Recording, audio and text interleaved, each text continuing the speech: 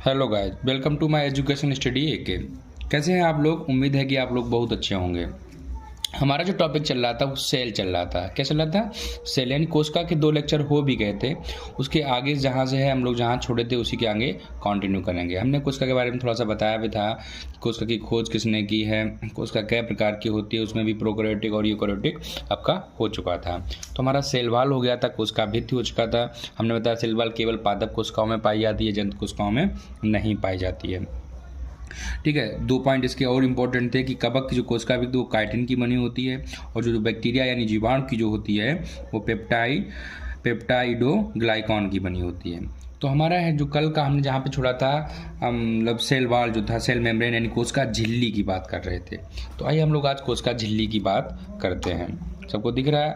ठीक है, तो कोशिका झिल्ली की में पॉइंट बना के लिखिएगा कि पादप कोशिकी झिल्ली,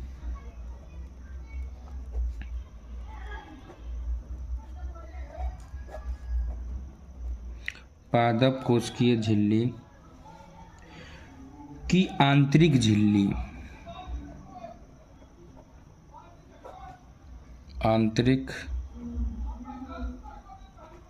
आंतरिक झिल्ली को प्लाज्मा झिल्ली कहा जाता है। को प्लाज्मा झिल्ली कहा जाता है। ठीक है, ये पहला पॉइंट है। अगला पॉइंट बना के लिखिए कि जंतु कोशिका में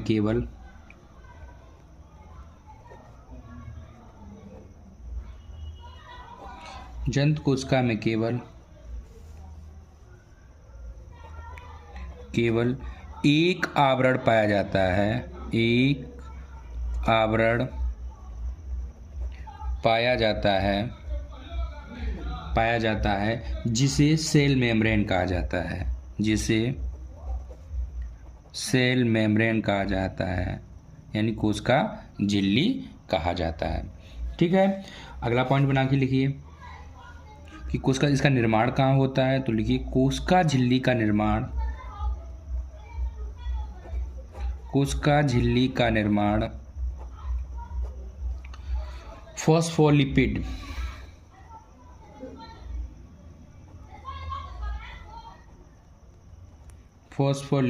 से होता है। किससे होता है? फॉस्फोलिपिड से होता है। ठीक है, एक पॉइंट और बना के लिख लीजिएगा कि जो कोशिका झिल्ली जो होती है हमारी, वो 2 लेयर में होती है, डबल लेयर होती है। लिखो कोशिकीय झिल्ली बाई लेयर्ड होती है। बाई लेयर्ड, या हिंदी में बोलते हैं इसको द्विपरती। क्या बोलते हैं? द्विपरती संरचना होती है।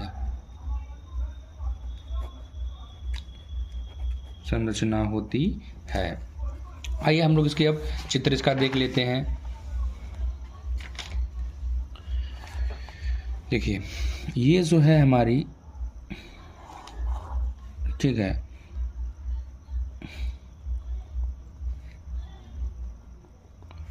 ये प्लांट की है। किसकी है? पौधे की है। इसको हम लोग बोलते हैं कोशिका झिल्ली। ठीक है, अगर हम एनिमल की बात कर लेते हैं,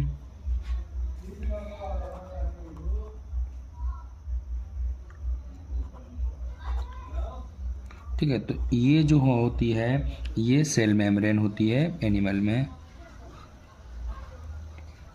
ठीक है, अगर हम बात करें तो किसकी बनी होती है, तो ये इसमें लिपिड होता है, प्रोटीन होता है, और क्या होता है इसमें? कार्बोहाइड्रेट होता है। लिपिड कितना होता है? तो लिपिड होता है 52%। कितना होता है बाबू? लिपिड होता है 52%। प्रोटीन की बात करें तो प्रोटीन जो हमारा है ये 40% क्या होता है? उसमें प्रोटीन होता है। और कार्बोहाइड्रेट की अगर हम बात करें तो कार्बोहाइड्रेट हमारा होता है 8%। 52, 8, 60, 40 कितना हो गया? 100 हो गया। क्लियर हुआ?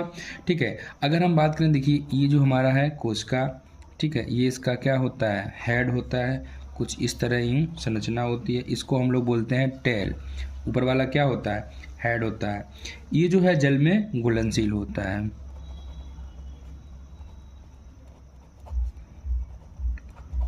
हाँ ठीक है। और ये टेल होता है इसको हाइड्रोफिलिक दिख रहा है, हाइड्रोफिलिक होता है। जो हेड जो होता है ये जल में अघुलनशील होता है।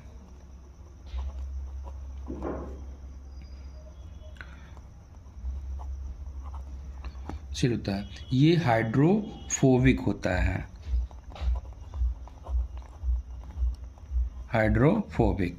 हेड जो होता है ये जो है जल में अघुलनशील होता है, हाइड्रोफोबिक होता है। ये होता है टेल, जल में घुलनशील, हाइड्रोफिलिक होता है। क्लियर हुआ। अब कोशिका झिल्ली का वर्ग क्या होता है, तो इसका मुख्य कार्य जो होता है वो भी लिख लीजिएगा, यहाँ से दिख रहा है, क्लियर, ठीक है। तो इसका मुख्य कार्य पॉइंट बना के लिखिए। इसका मुख्य कार्य कोशिका के बाहर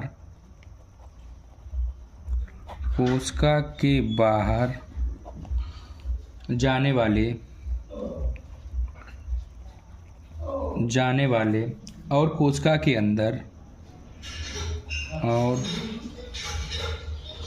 कोशिका के अंदर आने वाले अणुओं का नियंत्रण करती है। आने वाले अणुओं का नियंत्रण करना होता है। ये कोशिका झिल्ली का क्या होता है, कार्य होता है। क्लियर हुआ। तो कोशिका झिल्ली हमारी क्लियर हुई। अगला पॉइंट है हमारा, अब हम लोग जानेंगे केंद्रक क्या होता है। अब हम लोग जानेंगे कि केंद्रक क्या होता है। कल हमने इसके बारे में थोड़ा सा बताया भी था जब यूकोरियोटिक सेल पढ़ाई थी, तो आज हम लोग अलग से पढ़ लेंगे केंद्रक। केंद्रक को हम लोग बोलते हैं न्यूक्लियस।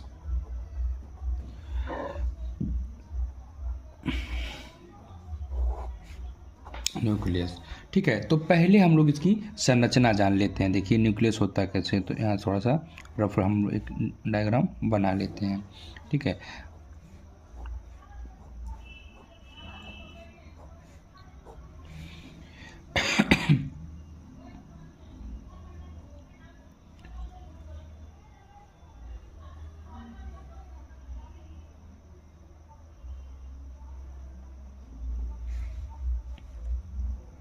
ये जो होती है ये केंद्रिका होती है। ठीक है। तो इनको हम लोग लिख लेते हैं। ये जो है हमारा बाहरी हमने बताया, ये होता है केंद्रक आवरण। क्या होता है, केंद्रक आवरण होता है। ये जो होती है इसको हम बताए थे केंद्रिका। क्या होती है, ये केंद्रिका होती है। ठीक है। इसको न्यूक्लियस इसी को बोलते हैं, न्यूक्लियस। ठीक है। ये होता है केंद्रक आवरण, इसको बोलते हैं न्यूक्लियर मेम्ब्रेन।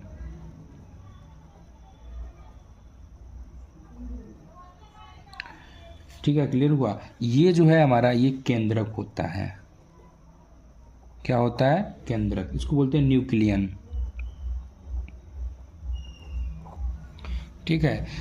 इसकी अगर हम बात करें तो हमने बताया ये इसमें क्रोमैटिन पदार्थ पाया जाता है। दिख रहा है यहाँ पे लिख देते हैं।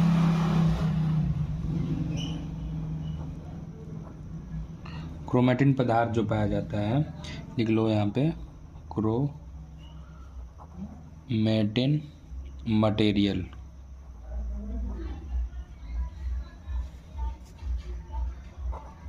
ठीक है। ये क्रोमैटिन मटेरियल हो गया। और इसके अंदर जो हमने बताया एक फ्लूइड भरा होता है फ्लूइड को हम लोग द्रव बोलते हैं।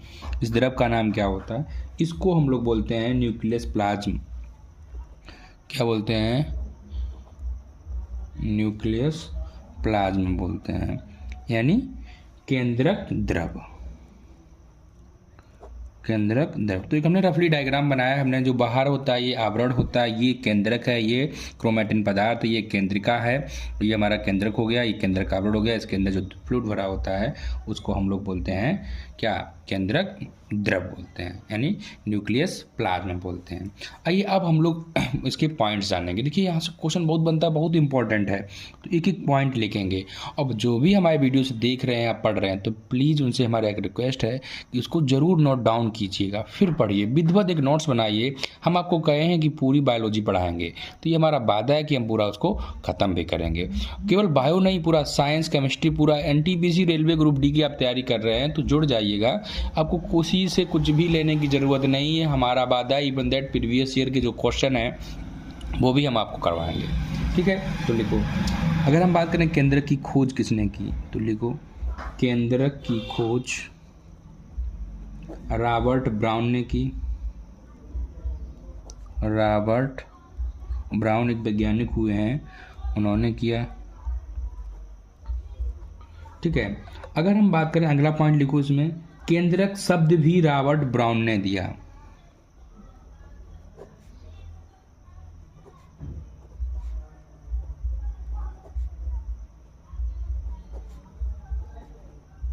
केंद्रक शब्द भी किसने दिया है? रॉबर्ट ब्राउन ने दिया।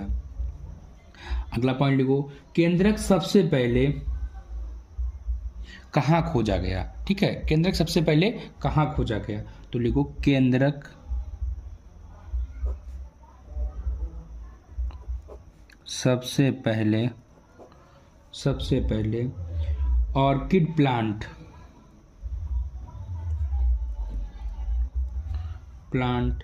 की जड़ों से खोजा गया।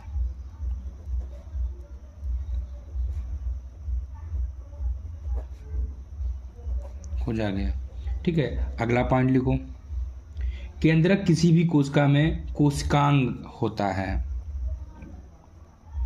केंद्रक किसी भी कोशिका में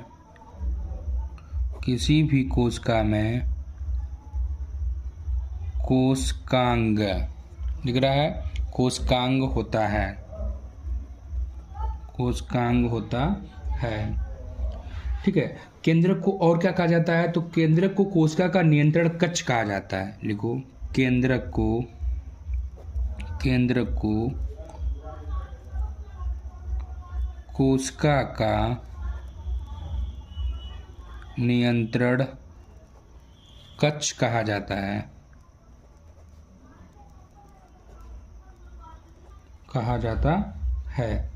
क्लियर हुआ? अगला पॉइंट लिखो कि क्या क्वेश्चन पूछ लेता है कभी कभी कि बताइए कि मानव की आरबीसी में क्या केंद्रक पाया जाता है, तो लिखो मानव की आरबीसी में केंद्रक नहीं पाया जाता है।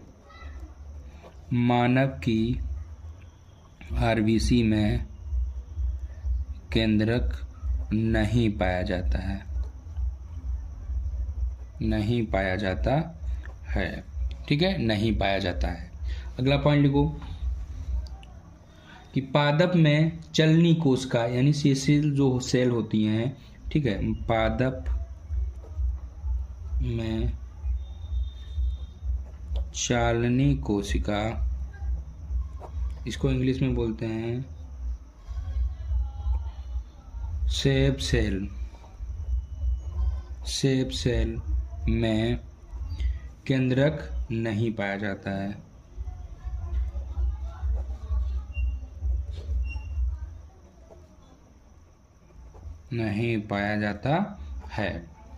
ठीक है। इसके कुछ एक्सेप्शन भी हैं, तो यहीं पे आप लिख लीजिएगा इसके एक्सेप्शन क्या है, अपवाद पे लिख लो। हमने बताया था, ब्लड का हमको पढ़ा चुके, बताया था हमने आरबीसी में केंद्रक नहीं पाया जाता है, ठीक है। लेकिन इसके अपवाद क्या थे? ऊंट और लामा। तो यहाँ पे लिख लो, ये क्वेश्चन पूछ लेता कभी, ऊंट और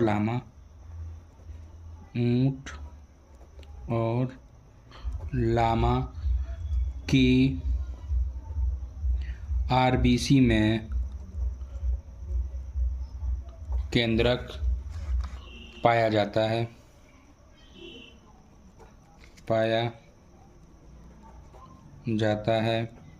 ठीक है।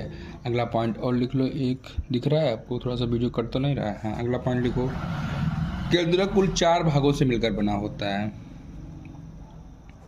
केंद्रक कुल 4 भागों से मिलकर बना होता है। 4 भागों से मिलकर बना होता है। कौन कौन से होते हैं? पहला होता है केंद्रक आवरण, दूसरा होता है केंद्रक द्रव, तीसरा होता है केंद्रिका या न्यूक्लियस, चौथा होता है क्रोमैटिन पदार्थ। देखिए हमने बताया ये केंद्रक आवरण है, ये क्रोमैटिन है, ये केंद्रक द्रव है और ये केंद्रिका। इन्हीं 4 से मिलकर बना होता है। इसको हम लोग टोटल पूरे को क्या बोलते हैं? न्यूक्लियन यानी केंद्रक बोलते हैं। क्लियर हुआ? तो अब इन चारों को हम लोग थोड़ा थोड़ा जान लेंगे। ठीक है, तो चलिए आगे हम लोग लिखिए, हेडिंग डालिए केंद्रक आवरण।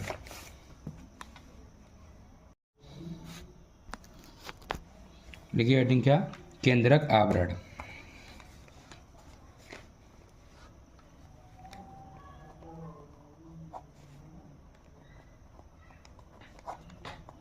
केंद्रक आवरण। तो लिखिए इसका निर्माण लाइकोप्रोटीन से होता है। ये सबसे बाहरी सतह होती है, इसका निर्माण लाइकोप्रोटीन से होता है।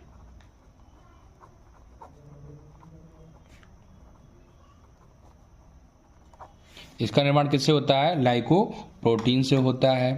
ठीक है, अगला पॉइंट को, यह केवल यूकैरियोटिक सेल में पाया जाता है। केंद्रक आवरण यह केवल यूकैरियोटिक सेल में पाया जाता है। क्लियर हुआ? ठीक है, थोड़ा थोड़ा जानेंगे हम लोग। अगला है डालो केंद्रक द्रव।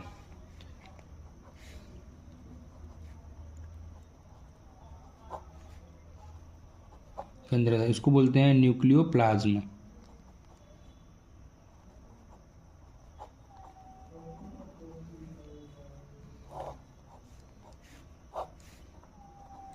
ठीक है, तो लिख लो केंद्रक के अंदर पाए जाने वाले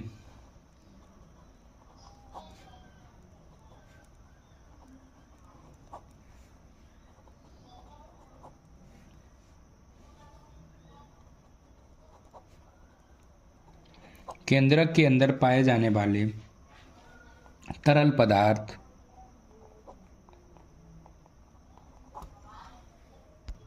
केंद्रक के अंदर पाए जाने वाले तरल पदार्थ को केंद्रक द्रव कहते हैं। को केंद्रक द्रव कहते हैं। केंद्रक द्रव कहते हैं जिसमें आरएनए और प्रोटीन पाया जाता है। जिसमें आरएनए और प्रोटीन पाया जाता है। तो क्लियर हुआ है हमारा केंद्रक आवरण। हमने बताया इसका निर्माण लाइकोप्रोटीन से होता है, ये केवल यूकैरियोटिक सेल में पाई जाती है।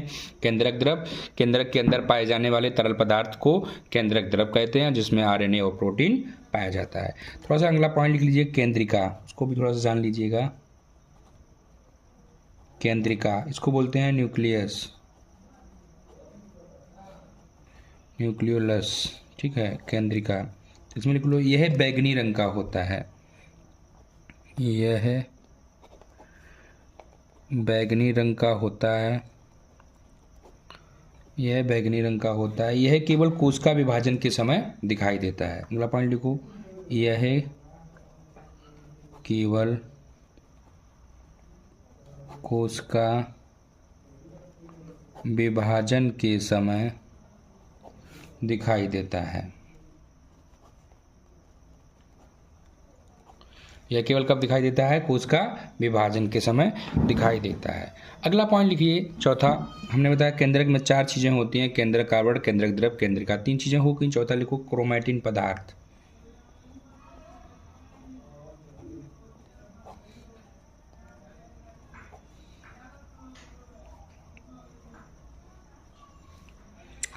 Material, chromatin material. 1-2 पॉइंट इसमें भी लिख लीजिएगा कि केंद्रक के अंदर धागे नुमा संरचना पाई जाती है। क्या होता है ये? केंद्रक के अंदर धागे नुमा संरचना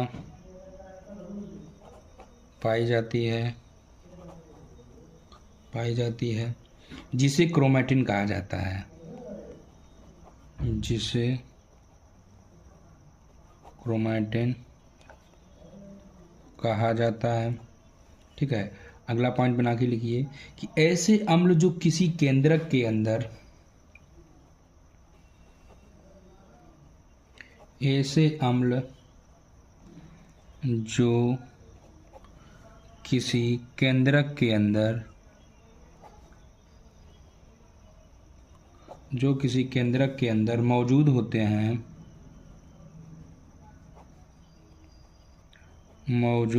हैं, उन्हें न्यूक्लिक अम्ल कहा जाता है। उन्हें न्यूक्लिक अम्ल कहा जाता है,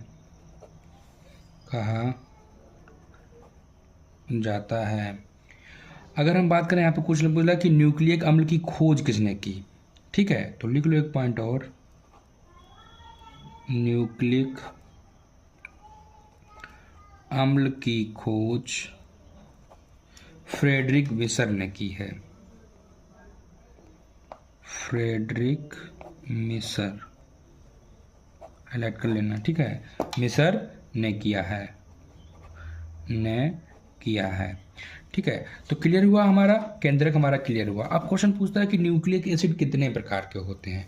तो न्यूक्लिक एसिड आपके दो प्रकार के होते हैं। पहला होता है DNA deoxy ribo nucleic acid, दूसरा होता है आरएनए यानी राइबो न्यूक्लिक एसिड। ठीक है, इनके बारे में हम लोग कल पढ़ेंगे, डीएनए और आरएनए बारे में।